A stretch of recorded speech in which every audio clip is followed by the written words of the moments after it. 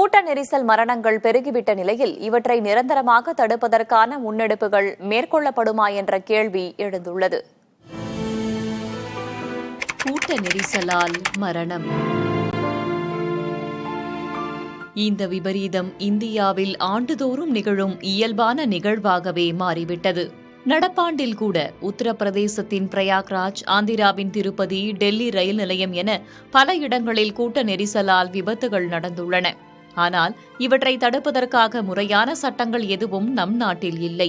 இந்நிலையில் தான் ஆறுதல் தரும் ஒரு முன்னெடுப்பு கர்நாடகாவில் தொடங்கப்பட்டுள்ளது. கடந்த ஜூன் மாதம் பெங்களூருவில் IPL வெற்றி கொண்டாட்டத்தின் போது நெரிசலில் 11 பேர் இறந்த பின் இந்த முன்னெடுப்பு தொடங்கப்பட்டுள்ளது. கூட்ட நெரிசல் விபத்துகளை தவிர்ப்பதற்கென்றே ஒரு சட்டத்தை கர்நாடக அரசு கொண்டுவர திட்டமிட்டுள்ளது. ஒரு கூட்டத்தை கூட்ட கடுமையான கட்டுப்பாடுகள் இச்சட்டத்திற்கு முன்பாக உருவாக்கப்பட்டுள்ள வரைவு மசோதாவில் கூறப்பட்டுள்ளன. இதன் விதிகளை மீறுபவர்களுக்கு 5 லட்சம் ரூபாய் வரை அபராதம், 3 ஆண்டுகள் வரை சிறை தண்டனை அளிக்க மசோதா வழிவகுக்கிறது. கூட்ட நெரிசலில் உயிரிழப்புகள், காயங்கள் ஏற்பட்டால் இழப்பீடு கொடுக்கும் கடமை அக்கூட்டத்தை ஏற்பாடு செய்பவர்களுக்கு மட்டுமே உண்டு என்கிறது அம்மசோதா. அவர்கள் இழப்பீடு தர இயலாவிட்டால் அவர்கள் சொத்துக்களை ஏலம் விட்டு அந்நிதியை அரசே அளிக்கும் என்கிறது அம்மசோதா.